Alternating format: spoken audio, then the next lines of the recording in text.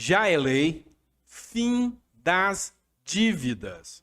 Eu estou falando com você sobre a Lei 14.181. Esta lei é passível de retirar você do superendividamento. Então presta muita atenção nessa hora. Se não for inscrito no canal, se inscreve, curta, compartilhe, porque as informações que eu trago para você nesse conteúdo aqui são informações que valem ouro. Você vai entender de uma vez por todas como essa lei vai te ajudar. E vou tecer aqui algumas críticas duras, tá? A um decreto que veio tentar regulamentar essa lei. Mas, muita atenção, fique até o final, que eu sei que no final você vai ver como derrubar esse decreto. Então, muita atenção nessa hora. Ainda nesse vídeo, eu vou te explicar sobre como solicitar uma suspensão de 180 dias em todos os seus débitos de consumo. Cabe para o consignado, doutor Sandro? Sim, cabe. Cabe para o empréstimo pessoal, para o cartão de crédito, cabe para todos esses.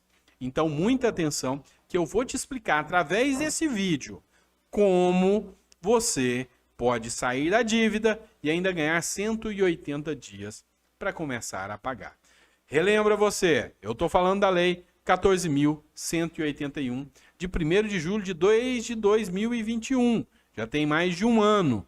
E ela muda o Estatuto do Idoso, muda o Código de Defesa do Consumidor e aperfeiçoa o crédito, a disciplina do crédito ao consumidor e dispõe sobre a prevenção e tratamento do superendividamento. Esta lei ela foi dividida em duas etapas. A primeira etapa, que trata da prevenção, e a segunda etapa, que trata do tratamento do superendividamento. E a parte que nos interessa aqui é a parte que trata do tratamento do superendividamento. Aqui na lei, eu vou trazer você aqui a artigos importantíssimos. Dentre eles, eu vou trazer você aqui, em especial, os primeiros artigos que falam que nesta lei você consegue o fomento, a prevenção de tratamento e superendividamento, e aqui no artigo 104 entra a conciliação no superendividamento. É a partir daqui que você começa a solucionar os seus problemas financeiros. Vamos lá. A requerimento do consumidor. Quem é o consumidor? Você. Então você tem que dar entrada. Superendividado.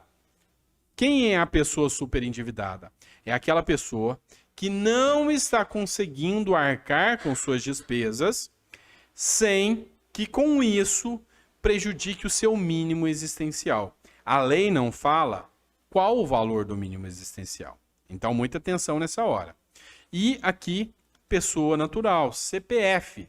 Já existe uma outra lei que é para as empresas. Essa é para você, pessoa física, cidadão que está endividado, que se atolou em dívidas aí, mas quer resolver essa situação. Então, a seu pedido, o juiz poderá instaurar um processo de repactuação de dívidas. Ele abre o processo com vistas à realização de uma audiência de conciliação. Ele mesmo, o juiz, ou um conciliador que ele vai determinar, tá? Vai participar e você vai ter que apresentar uma proposta de plano de pagamento, com prazo máximo de 5 anos. Então presta atenção. Você vai juntar todas as suas dívidas. Doutor, faculdade, entra. Doutor, e dívida da SAI, do sistema de saúde, de água e esgoto? Entra. Porque é consumo. E toda dívida de consumo você consegue renegociar aqui dentro de um prazo máximo de 5 anos. E aqui o juiz sempre vai preservar o seu mínimo existencial, tá? O mínimo existencial. Só não entra aqui nesse projeto, e aqui é importante você perceber, os projetos e as dívidas decorrentes de relação de consumo oriundas de contratos dolosos. Ou seja, você já contratou para não pagar. Você já sabia que não tinha condição e contratou para não pagar. Essa não entra. ou também a dívida de contrato de crédito com garantia, presta atenção que isso aqui é importante, crédito com garantia e de financiamento imobiliário e crédito rural. Então só essas, garantia real, crédito imobiliário e crédito rural, só essa que não entra. Todas as demais entram. Então vamos lá, vamos resumir isso aqui. Eu faço um plano de pagamento, junto todas as minhas dívidas, falo, olha, para mim viver eu tenho que ter pelo menos R$600 por mês, R$700 por mês. Muitos juízes estão usando a base de 600 por causa do auxílio emergencial, tá? Então, eu vou fazer todas os meus cálculos e tem que sobrar R$600 livre por mês para mim. Entrando consignado, empréstimo pessoal, todo tipo de empréstimo aqui, tá? Aí você apresenta para o juiz para pagar em 5 anos e o juiz já vai determinar essa audiência. Quem não comparecer vai ficar na fila e vai obrigatoriamente só receber depois que todos os que fizeram acordo receberem. E isso, indiscutivelmente, é uma medida excepcional, tá? E no caso de conciliação com qualquer credor, a sentença que homologar o acordo deverá conter o plano de pagamento da dívida, vai valer como título já para executar, mas já vai determinar a data em que vai limpar o seu nome, tá? Vai limpar o seu nome. E aqui a gente tem que entender o seguinte: superendividamento é quando você não tem condição de pagar todas as suas dívidas. Você tem que demonstrar isso para o juiz, tá bom? Então vou resumir essa primeira parte. Você apresenta um plano. Dentro desse plano, você mostra para o juiz como quer pagar. Quem não comparecer vai ser jogado para o final da fila, tá? Vai ser jogado para o final da fila e o juiz vai instaurar um processo de repactuação obrigatória compulsória, chamado de plano judicial compulsório. E esse plano judicial compulsório assegurará aos credores o valor do principal, no mínimo. Então vamos lá, eu peguei um empréstimo de um carro, financiei um carro. Eu financiei R$20 mil, eu peguei R$20 mil emprestado. Esse aqui o juiz vai garantir, os 20 mil você vai ter que pagar, tá? O principal. E vai corrigir monetariamente.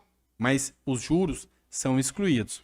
Vai prever a liquidação da dívida após o plano de pagamento de 5 anos. Você vai ter mais 5 anos para pagar pelo menos o principal. Doutor Sandro, mas nesse contrato de financiamento de veículos, eu já paguei o principal. Pois é, a chance de você eliminar essa dívida é grande, tá? É grande. E aqui entra o ponto que muitas pessoas não estão sabendo explicar, sendo que a primeira parcela será devida no prazo máximo de 180 dias, contado da homologação judicial. Ou seja, você vai ganhar 180 dias para começar a pagar isso aqui. E aí, agora, entra o meu ponto de crítica. Esse projeto é muito bom, essa lei aprovada é muito boa. Só que aí veio um absurdo, vamos dizer assim, um absurdo. O decreto-lei, esse aqui, ó, decreto-lei 11.150, veio regulamentar esse mínimo existencial para a situação de superendividamento. E aqui eu vou fazer uma crítica muito dura. E como eu disse no início do vídeo, se você tem político de estimação, está na hora de você sair agora. Olha só o absurdo. Segundo quem assinou essa lei, eu vou mostrar para você, no âmbito de prevenção do superendividamento, do tratamento e da conciliação administrativa ou judicial de superendividamento, considera-se mínimo existencial a renda mensal do consumidor, pessoa natural, equivalente a 25% do salário mínimo vigente. Quem assinou esse decreto, eu vou mostrar o final para você, disse, em outras palavras, que você, Se você estiver devendo, os bancos podem te enfiar em dívidas, os consumidores, os grandes, podem te enfiar em dívida. E se sobrar R$303 por mês para você, você não é uma pessoa super endividada. Você já consegue viver de forma digna. Esse decreto é mau, é canalha, é um decreto odiento. E eu vou mostrar para você quem foi que escreveu esse decreto aqui. E aqui eu te digo ainda mais. Vamos lá. Equivale a 25% do salário mínimo vigente na data da publicação desse decreto. R$303. E o pior de tudo,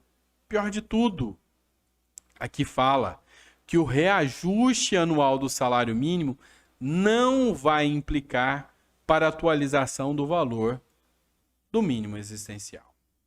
Ou seja, é R$303 fixo. Então, daqui 10 anos, a hora que o salário tiver 2, 3 mil e você ainda estiver ganhando R$303, você não pode mais usar a lei do superendividamento. É canalha quem escreveu isso aqui. É mal quem escreveu esse decreto aqui. Porque ele fala que com R$303 você sobrevive e sobrevive bem. Compra remédio, saúde, você cumpre suas necessidades de saúde, moradia, lazer, educação, com R$303 por mês. E no ano que vem, depois do aumento do salário mínimo, continua com R$303. E no outro ano, continua com R$303. Ou seja, daqui 10 anos, a hora que R$303 der para comprar balinha, você continua usando esse fator de acordo com esse decreto imbecil editado aqui. E ainda te digo mais. Você viu aqui, quando eu trouxe a lei aqui para você, o texto da lei, eu mostrei para vocês quais são as regras que não se aplicam dentro da lei do superendividamento. Aqui mostra que não se aplicam somente dívidas reais, dívidas imobiliárias e dívidas de crédito rural. Pois é, aqui dentro, olha só, ele excluiu, mediante decreto, financiamento e refinanciamento imobiliário, empréstimo e financiamento com garantia real, é o que é o certo, fiança com aval, crédito rural, até aqui tudo bem. Mas contratos para financiamento da atividade empreendedora subsidiadas pelo BNDES. Opa, já começou a ferir a lei e a Constituição aqui, porque essa é uma dívida de consumo e um decreto não pode ser mais forte do que uma lei. Dívidas de renegociação. Se você renegociou uma dívida, ela não entra mais aqui no plano de superendividamento. Então, nunca renegocie uma dívida com o banco, senão você está fora, graças a quem assinou esse projeto. De tributos e despesas condominiais. Não é dívida de consumo, aqui eu concordo.